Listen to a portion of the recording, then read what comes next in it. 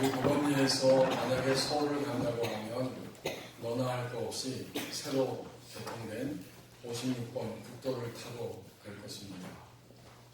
이 56번 국도가 이제 자유로 쪽으로 가다가 보면 한참 달리는데 신호등이 나옵니다. 첫 번째 신호등은 오살리 순복음 기도원 조금 지나자마자 신호등이 나옵니다. 그럼 거기서 멈춰야 돼요. 그리고 다시 신호를 받고 쭉 달리다 보면 두 번째로 멈춰야 될 장소가 나오는데 바로 금천 교차로입니다. 근데 이 금천 교차로가 복잡해요. 사거리이기 때문에 법원리에서 자유로 서울로 나가려고 하고 또 금천에서 공일천으로 또 구파발 쪽으로 가기도 하고 굉장히 차가 그 지점에서는 밀리는데 어느 날 공사를 시작하더라고요. 그리고 공사가 완공된 다음 교차로가 굉장히 편하게 됐습니다. 그래서 그 교차로 확장하고 개선한 공사가 좋다 했는데 누군가가 거기에 현수막을 걸었더라고요. 거기에 이런 글이 쓰여져 있었습니다. 이것이 생산성 있는 행정입니다. 시장님 감사합니다. 저는 그 글을 읽으면서 정말 고맙다. 똑같은 그 사거리였는데 이렇게 확장 개선하고 보니까 차들이 너무나 원활하게 다닐 수 있게 된 거예요. 그 말을 쓴 사람의 마음이 공감이 되고 읽어집니다. 고마운 마음이면서 앞으로도 모든 시의 행정은 이런 식으로 생산성 있게 해주시면 좋겠다라고 하는 희망의 마음이 거기서 느껴졌습니다.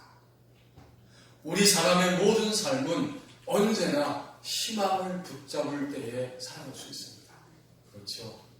지금 내게 희망이 느껴지지 않고 희망이 저 앞에서 아른거리면서 내가 손을 내밀어서 그 희망을 잡을 수 있는 가능성이 없을 때 우리는 풀이 죽고 낙심하게 되고 밑으로 떨어지고 후퇴하게 됩니다. 인간의 삶은 희망을 향해 희망을 붙잡으며 살아갑니다. 우리에게 주시는 본문 마태복음 5장 13절 상반절 말씀을 보십시오. 세상은 타락 속에서도 회복을 갈망합니다. 아멘. 너희는 세상의 소금이니 라고 예수님이 제자들에게 그리고 신자된 우리를 향해서 이렇게 말씀하고 있습니다. 비록 타락하는 일들이 이 세상에 많이 있지만 그러나 소금이 인간 생활의 필수품인 것처럼 예수 그리스도를 믿는 제자, 신자는 세상에 그리고 지구촌 전체에서 이미 소금이다 이렇게 선언해주고 있습니다. 오늘도 타락이 많은 세상이지만 그러나 사람들의 내면에는 여전히 누군가 회복된 길로 이끌어줄 수 있는 이런 사람이 나타나기를 갈망하고 있습니다. 우리의 아들, 딸들이 이제 아장아장 걷다가 처음으로 학교라는 곳에 갑니다. 초등학교에 딱 입학하면 그때부터 그 아이는 초등학교에 들어갔기 때문에 바로 학생이 되는 거예요. 예수 그리스도를 나의 구원의 주님으로 온 세상의 주권자로 고백하면서 주님을 믿는 신자가 되는 순간 우리는 이미 소금입니다. 그래서 오늘 본문에 보면 예수님이 너희는 소금이 되어라 라고 명령하거나 꼭 소금이 되어야 돼 이렇게 권면하지 않습니다. 이미 주님을 믿을 때 신자는 제자는 소금입니다. 여러분 마태복음 5장은 예수님이 산 위에서 올라가서 예수님을 향해 나온 제자들을 향해서 하신 말씀입니다. 결코 이 5장부터 이 7장까지는 윤리 도덕적인 헌장이 아니라 예수 그리스도를 믿는 자들이 어떤 차원의 삶을 영적 윤리의 삶을 그래서 그 영적 윤리가 사람들에게 세상적 도덕적 윤리의 삶으로 나타날 수 있는지 바로 그 모습을 제자들에게 신자들에게 보여주신 말씀이죠. 그래서 5장 1절에 보면 예수께서 무리를 보시고 산에 올라가 앉으시니 제자들이 나온지라 그랬어요. 불신자가 아니라 신자를 향해 주시는 말씀이고, 그 가운데 오늘 13절에서 분명하게 선언해 버리십니다. 선언합니다. 너희는 예수 그리스도를 믿는 순간 세상의 소금이다. 세상은 타락이 있는 세상이죠. 육체적으로 타락해서 자기 본능에 충실하게 살아가는 타락상이 있고, 정신적으로 타락해서 그 마음 가운데는 언제나 누군가를 해쳐서 이익을 얻으려고 하는, 그리고 누군가를 시기하는, 누군가를 내 밑에 두고 억압하려고 하는 이런 정신적인 시달림과 욕망이 인간 안에 있습니다. 또 더 나아가서 주님을 믿는 신자들도 이미 자유함을 얻었지만은 자신이 받은 상처를 극복하지 못해서 주님은 주님대로 믿고 상처는 상처대로 시달리면서 역시 정신적 타락 속에 살아가고 있고, 그리고 신자들과 불신자들은 종종 영적인 타락함의 길을 걸어갑니다. 영적인 타락은 다른 것이 아니라 하나님을 하나님 되게 하지 않는 것이 영적인 타락이죠. 하나님을 예배하고 하나님을 사모하고 하나님 아버지라고 불렀을 때에 하나님이 우리에게 오냐 내가 여기 있다 라고 우리 가운데 임재하시는데, 그것을 느끼고 경험하고 체험하지 못하는 정도에서 신자가 살아간다면 그 경우에 신자는 영적인 타락 속에 있는 겁니다.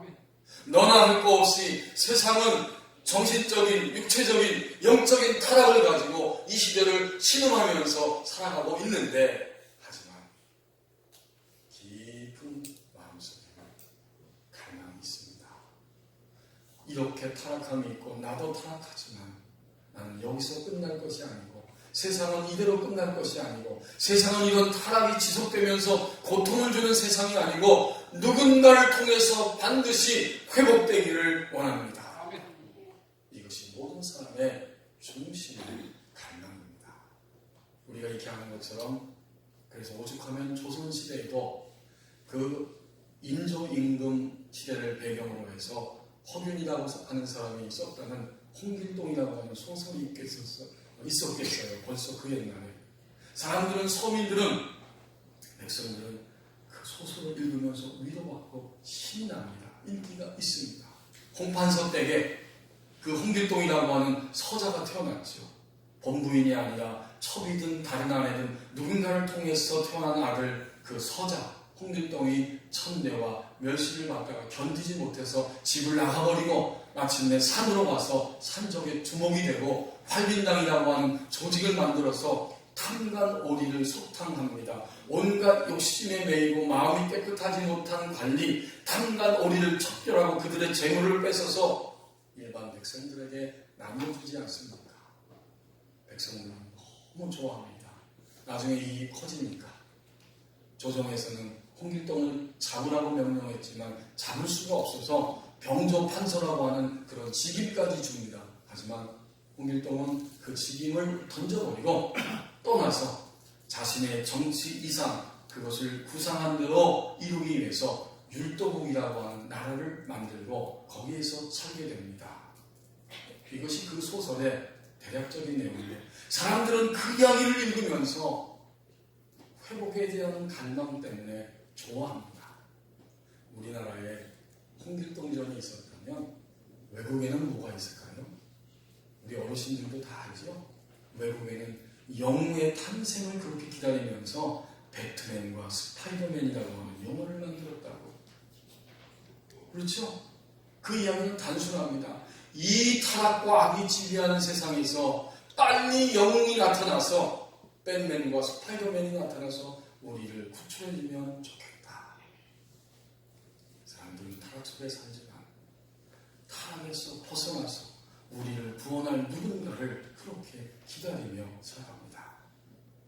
1771년에 출생해서 1776년에 세상을 떠난 17세기의 철학자인 데이비드 흉이라고 하는 사람이 있습니다. 이 사람은 인간이 가진 지식, 그의 경험이 완전하지 못하다. 그래서 인간 본성론이라고 하는 책을 썼는데 어떤 것도 믿을 수가 없다라고 주장을 하게 됩니다.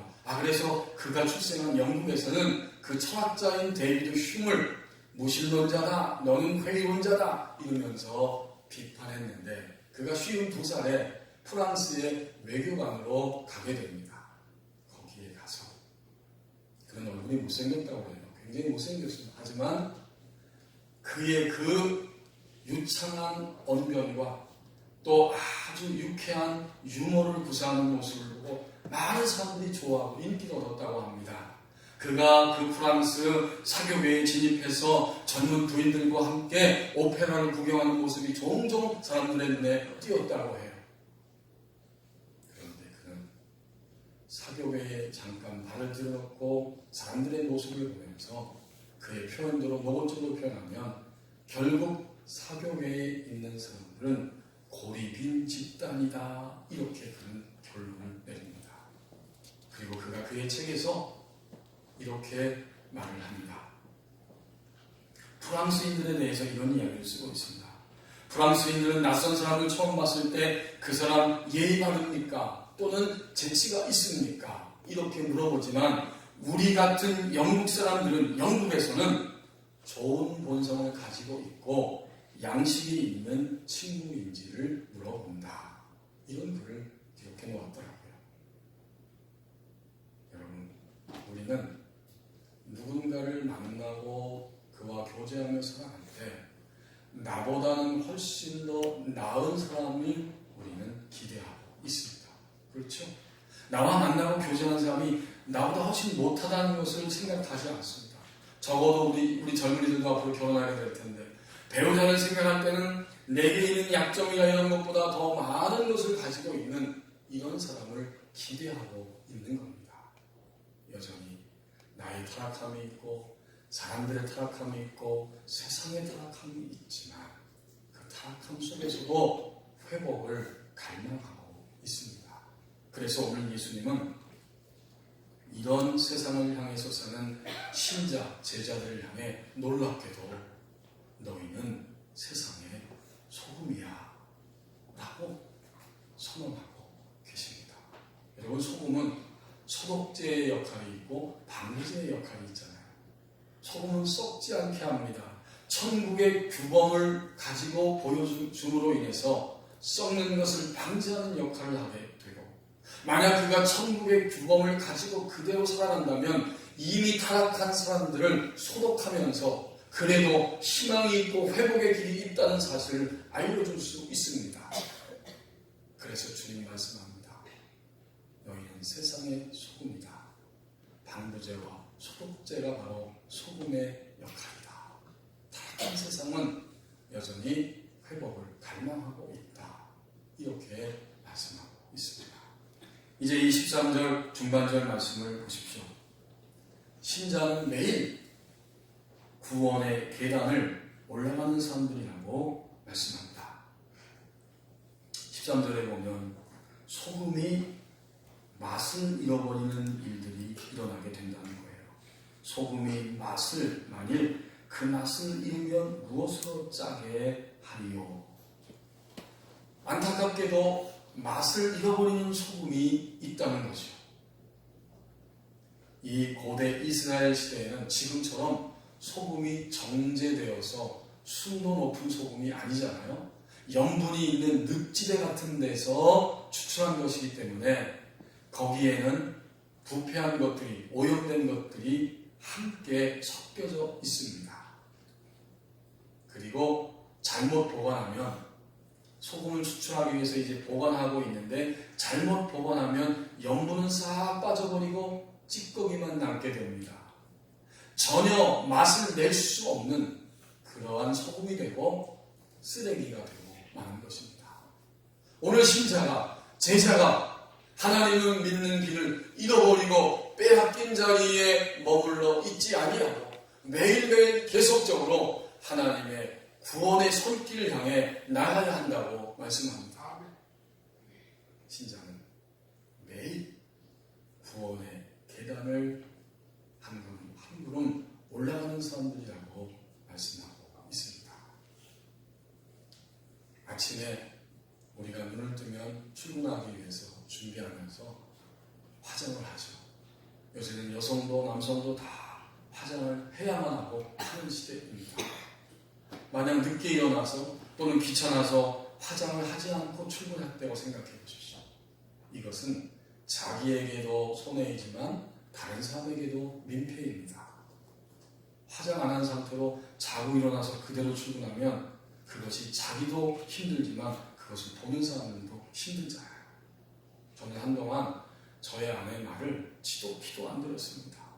선크림을 잘 발라야 돼. 한데 나는 뭐 아직 피부 괜찮은데 이러고 선크림을 안 바르고 그렇게 완전히 안 바르는 건 아니에요. 대충 발랐지 조금씩. 근데 어느 순간부터 아내 말이 맞는 말이다.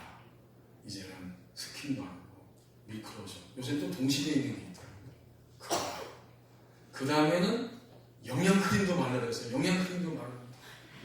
그리고 제일 마지막에 선크림을 바르는 거예요. 그래서 이 정도 유지하고 있습니다. 여러분, 이 화장한다는 것은 자기를 위하며 타인을 또 배려하는 것이 화장입니다. 한마디로 말하면 자기 관리입니다. 그러므로 오늘 이 중간절 말씀에서 소금의 맛을 잃어버렸다고 하는 것은 제자들이, 신자들이 자기 관리에 실패했다는 이야기입니다. 신자가, 제자가 자기 관리에 실패한 것을 영분이 다 빠져버리고 쓸모없는 짠맛을 잃어버린 소금의 상태로 예수님이 이렇게 보여주고 계신 거예요. 자기 관리에 실패할 때 우리는 사람들에게도 부담을 주고 나도 나 자신을 볼 때 자신의 역할을 감당하지 못하는 모습에 절망하고 실망하게 됩니다.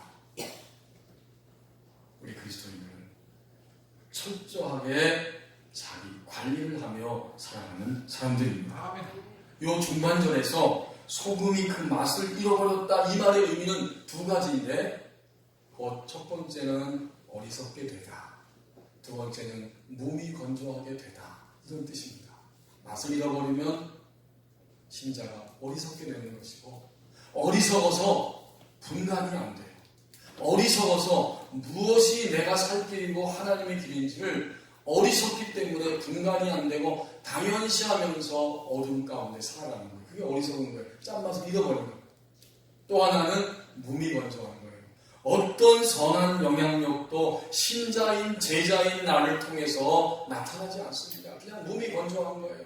안타깝게도 오늘의 시대의 교회와 그리스도인들이 세상에 믿지 않는 사람들이 주관적인 관점도 있겠지만 그들이 볼 때의 교회는 몸이 건조합니다. 어떤 맛도 내지 않습니다. 어떤 선한 영향력도 보여지지 않고 있는 거예요. 오히려 세상은 교회와 기독교인들을 향해서 비판하는 목소리를 더 높이고 있습니다. 맛을 잃었다는 것은 그런 것입니다. 맛을 잃어버렸을 때 먼저 우리 안에 하나님의 구원이 나타나지 않고 경험되지 않습니다. 그래서 괴로운 거예요, 신자는. 매일매일 내 안에 하나님의 구원하시는 손길이 느껴지고 경험되어야 하는데 그것이 전혀 나타나지 않기 때문에 내가 먼저 괴롭습니다. 아니, 내가 괴로운데 누구를 붙들어 줄 수 있겠어요? 누구를 향해서 손을 내밀 수가 있겠습니까? 이제 우리가 그렇다면 어떻게 매일매일 구원의 계단을 밟고 올라갈 수 있을 것인가? 우리 법원의 교회 실감이 납니다. 우리 교회가 앞으로는 하나님께서 길을 여셔서 이 법원 지역의 하나님 나라를 위해서 역사하게 하실 때 건축도 할 수 있겠지만 지금은 모든 교우들이 밑에서부터 한 계단 한 계단 밟고 올라와야 예배하고 함께 하나님을 대면하는 이 자리에 올 수 있어요. 저는 그 과정이 우리의 매일매일이라고 생각해 왔습니다. 아침부터 저녁까지 우리는 하나님의 구원이라고 하는 구원 경험, 그 계단을 밟고 올라가야 한다. 어떻게? 그래서 일찍이 영성가들은 하나님을 가까이 하며 친밀히 하면서 하루의 생활을 돌이켜서 기억하고 음미하는 가운데 이것은 하나님으로부터 나오는 것이다. 아니, 이것은 나의 육신으로부터 나오는 것이네. 아이고, 저것은 바로 악한 영이 내 생각과 의식을 속였고 나는 거기에 충동되어서 정신없이 끌려갔네. 이렇게 분별하면서 살 수 있는 기도의 그 모습을 남겨놓았습니다. 그것을 가르쳐서 반추기도라고 합니다. 돌이켜서 기억하고 음미해 보는 거죠. 오늘 우리 그리스도인들도 매일 이 반추기도를 드릴 수 있습니다. 단순한 치유기도라고 하는 책 마지막 부분에 보면 이 데니스와 쉐이너라고 하는 저자가 이 사역자들이 반추기도, 하루를 돌아보는 기도를 소개해주고 있습니다. 이 쉐일러와 데니스 부부가 이렇게 말합니다. 우리는 매일 밤 함께 모여 촛불을 켜고 하루를 돌아보며 두 가지 질문을 스스로에게 던진다. 굉장히 쉽습니다. 오늘부터 우리도 충분히 할 수 있어요. 첫 번째 질문은 오늘 가장 감사했던 일은 무엇인가? 하루 동안에 아침부터 저녁까지 그것을 돌아보는 거예요.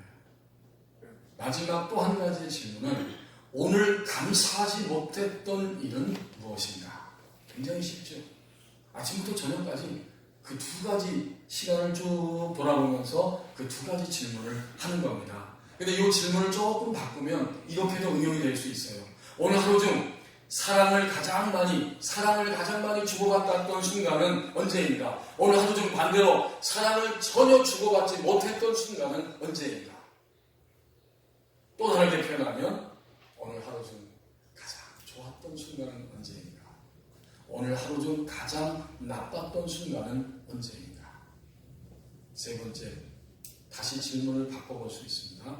오늘 하루 중 나 자신, 이웃, 하나님, 세상에 대해 소속감을 느꼈던 순간은 언제인가? 반대로 오늘 하루 중 내가 소외감을 느꼈던 순간은 언제인가? 이렇게 물어본다는 거죠. 이걸 다 묶으면 감사했던 순간, 그리고 감사하지 못했던 순간의 일들은 무엇인가? 이렇게 물어보면서 매 순간마다 하나님께서 그때 나를 이렇게 인도하셨구나 하면서 위로를 얻습니다. 우리에게 위로가 오는 거예요.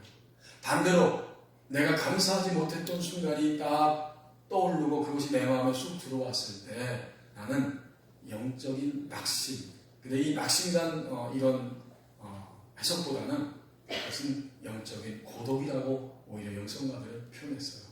그러니까 그리스도인의 삶은 하루 동안에 이 두 가지를 가지고 사는 거예요. 하나님을 믿으면서 영적인 위안이 오늘 하루 동안에 체험되거나, 하나님을 믿으면서 하나님이 내게 가까이 계시지 않고 내가 패배했다고 하는 영적인 고독 속에 떨어집니다.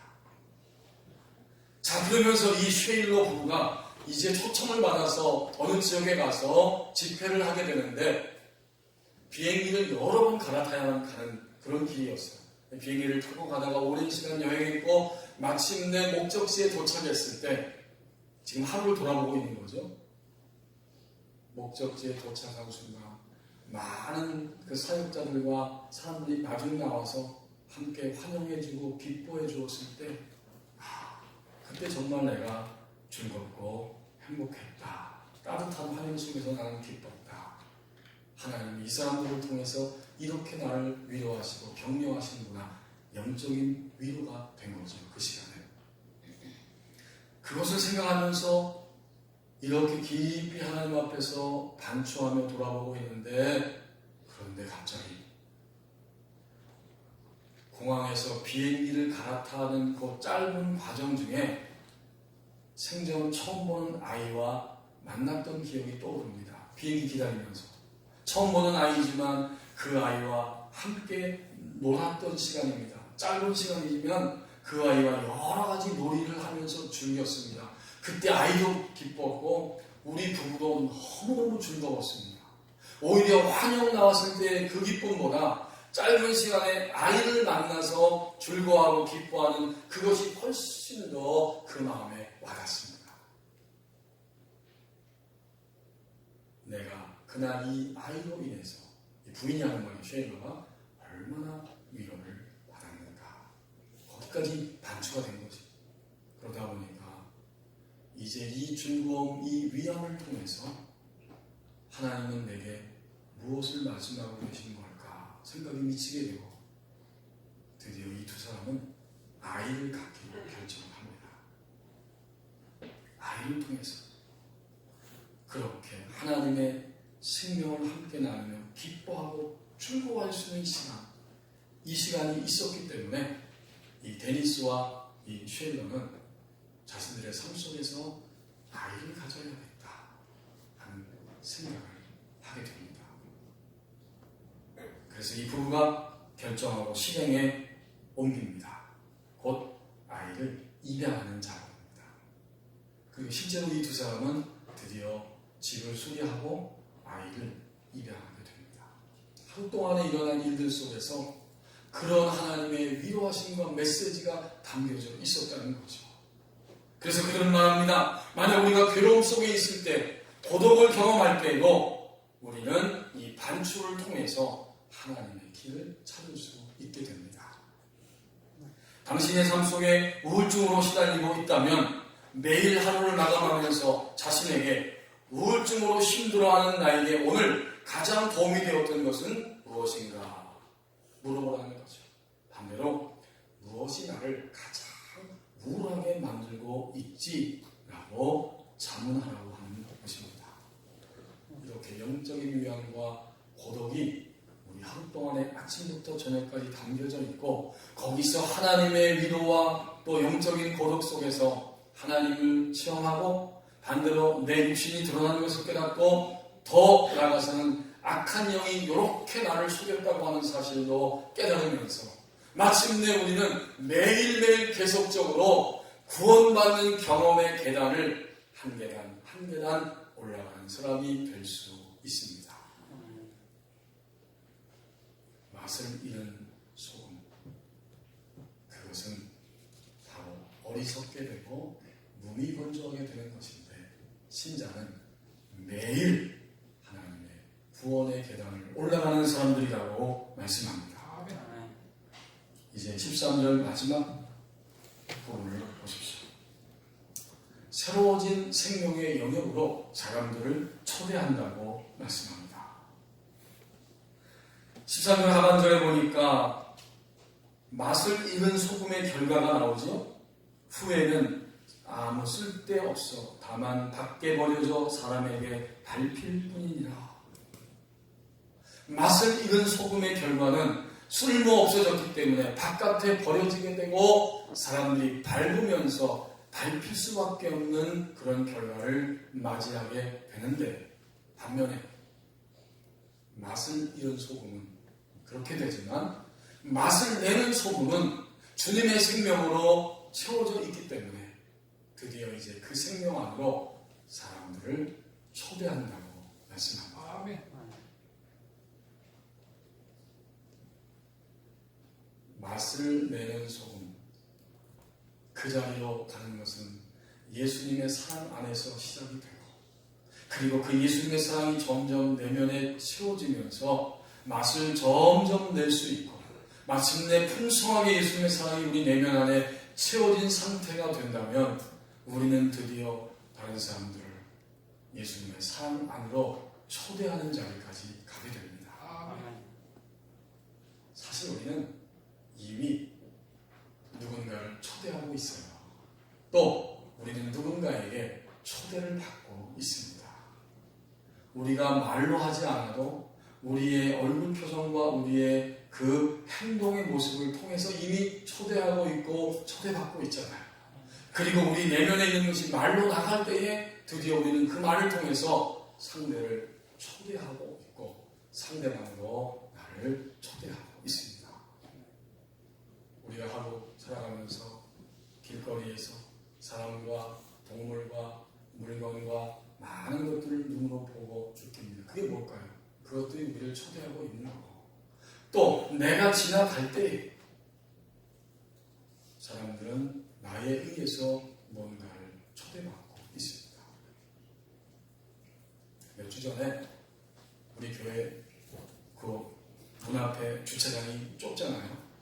거기는 봉고차 2대 딱 세우는 끝입니다. 물론 바싹 세워서 자가용 한 대도 들어가긴 해요. 근데 몇 주 전에 제가 이제 교회에 와가지고 차를 대고 있는데 아마 수요일 저녁인 것 같아요. 그래서 그 저녁에 이 부대찌개집 옆에 그 식당 옆으로 차를 대려고 보니까 어떤 아저씨 한 분이 털썩 앉아 있어요. 맨바닥에. 그리고 이 부대찌개 주인 되는 아주머니가 거기 의자에 앉아 계시고 또 우리 교회 권사님 한 분이 그 아주머니하고 막 이야기를 하고 계시더라고요. 그래서 제가 이제 차를 내야 되니까 위험하고 공간이 좀 좁아요. 그래서 어떻게 해야 되나 이렇게 보고 있는데 교회 차를 보고 그 주인 아주머니가 일어나라고 막 그 아저씨한테 손짓하는 게 보여요. 제가 창문을 이렇게 내려보니까. 그랬더니 이 아저씨가 괜찮다고 여기 이렇게 앉아있어도 무슨 상관이야. 괜찮다. 뭐 이런 행동이 보이는 거예요. 여러분 그걸 볼 때 어떤 생각이 드십니까? 이미 그 행동은 그 아저씨는 저를 초대하고 있는 거고 또 제가 그 행동을 보면서 저도 이미 그분을 초대하고 있는 겁니다. 우리의 모든 삶은 이렇게 무언의 삶조차도 이미 초대받고 초대하고 있는 거예요. 나중에 봤더니 그 부대찌개 그 아들이 몸이 안 좋아가지고 충격을 받아서 몸이 안 좋은 사람이 놀라잖아요. 그래서 병원에 가서 시술했다고 하는 이야기를 들었습니다. 그 아저씨가 풍으로 아마 쓰러지셔서 나중에 계시다 돌아가셨잖아요. 근데 그런 일이 있었던 거예요. 그것 때문에 막 이야기하고 아마 교육하고 있었던 참인 것 같습니다. 제가 바로 그 다음에 그 이야기 들으니까 왜 그 아저씨 한 분이 땅에 털썩 주저앉았는지 그것도 이해가 되는 거예요. 그래서 우리는 오늘 하루를 살아가면서 우리의 느낌, 우리의 감정, 우리의 생각, 우리의 모든 시간들 속에서 경험되는 것 가운데 하나님 앞에 항상 기도할 수밖에 없습니다. 내가 참여해야 하는 것인지 내가 거절해야 하는 것인지 참여와 거절에 대한 지혜와 그 길을 알게 해달라고 주님께 기도해야 합니다. 그때 우리는 새로워지는 생명을 계속해서 마실 수 있고 그런 새로워지는 생명 때문에 내 안에 생명으로 채워져 있기 때문에 사람들을 우리의 표정과 말과 행동과 삶 전체를 통해서 생명 안으로 초대할 수 있게 됩니다.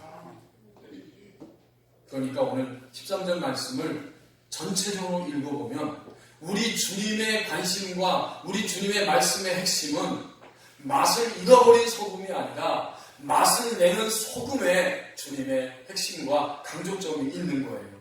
그래서 주님 이렇게 말씀하시잖아요. 너희는 세상의 소금이니 소금이 만일 그 맛을 잃으면 무엇으로 짜게 하리요. 후에는 아무 쓸데없어 다만 밖에 보내져 사람에게 밟힐 뿐이니라. 너희는 소금이다. 여기에 강조점이 있는 겁니다.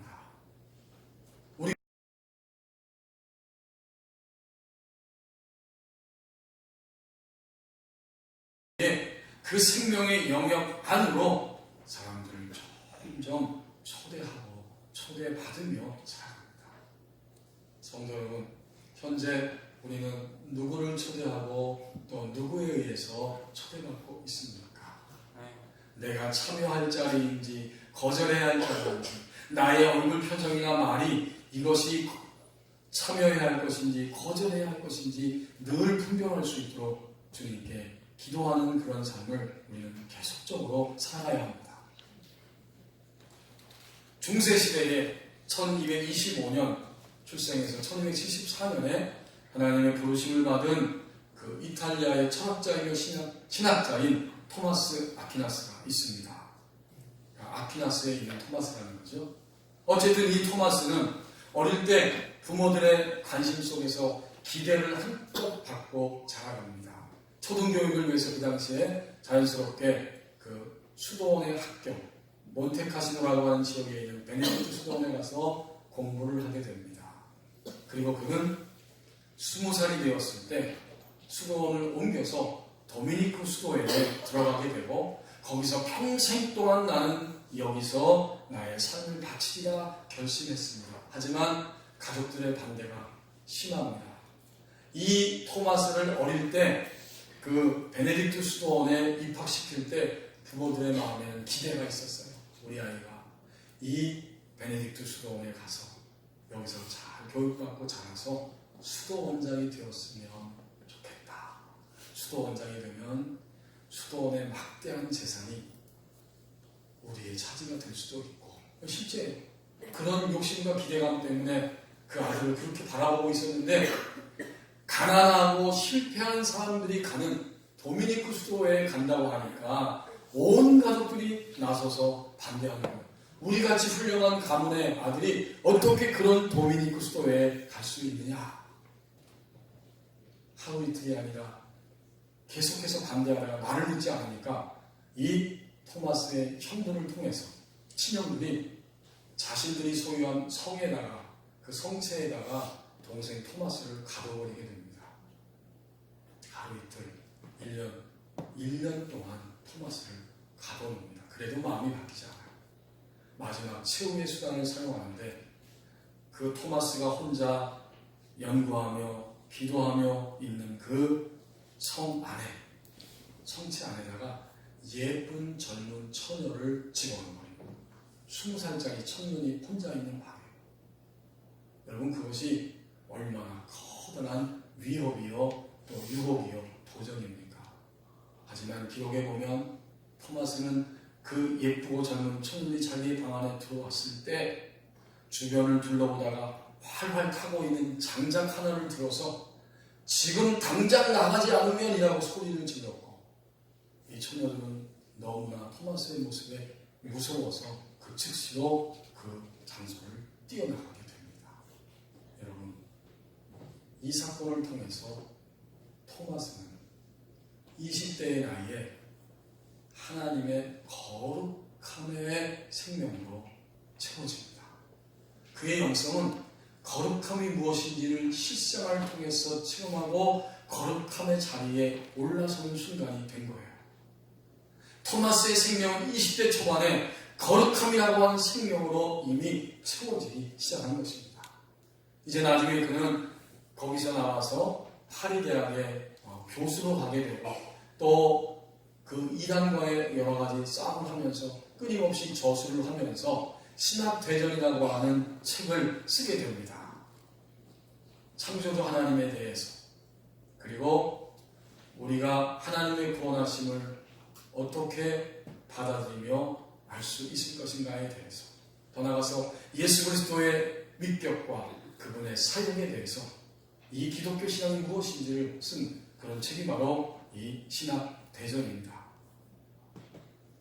그 이후에도 끊임없이 그가 글을 쓰고 있는데, 어느 날 그는 갑자기 자기가 좋아하는 저술을 멈추고 붓을 꺾어버리게 됩니다. 사람들은 당신이 계속해서 저술해 줘야 우리가 알 수 있고 좋습니다라고 원했지만, 그는 붓을 꺾어버리고 저술을 멈춥니다. 그 이유를 이렇게 말하고 있습니다. 사람들이 부탁하는데도 나는 못해라고 외치면서 내가 보고 내게 게시된 내용에 비하면 내가 그동안 쓴 책은 지푸라기에 불과하다. 그 사건이 있었던 거예요. 그가 한 번은 하나님 앞에 가서 미사를 드리는데 예배를 하면서 하나님이 그에게 다가오셔서 보여주시는 이러한 신비한 역사, 다시 말하면 그의 영이 하나님의 역사하심을 일순간에 볼 수 있는 귀한 은혜와 은총을 체험하게 된 겁니다. 그 체험 이후에 자기가 지금까지 그토록 칭송을 받았던 글과 책들이 하나님이 내게 일순간에 보여준 계시와 은혜에 비하면 지푸라기에 불과하다. 그 나머지 일생을 기도와 묵상 가운데 살아가다가 하나님의 품에 안기게 됩니다.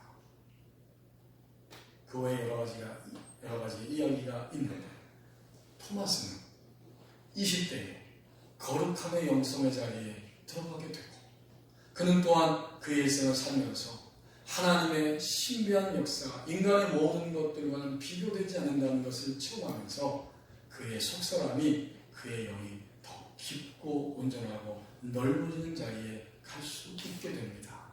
그런 생명이 그 안에 채워졌기 때문에 지금까지도, 아니 역사와 철학과 신학을 공부하는 사람들은 영원토록 토마스 아퀴나스의 이야기를 들어야 하고 들을 수밖에 없고 연구할 수밖에 없게 됩니다. 새로워진 생명을 통해서 사람들을 생명의 영역 안으로 그는 초대하고 있습니다.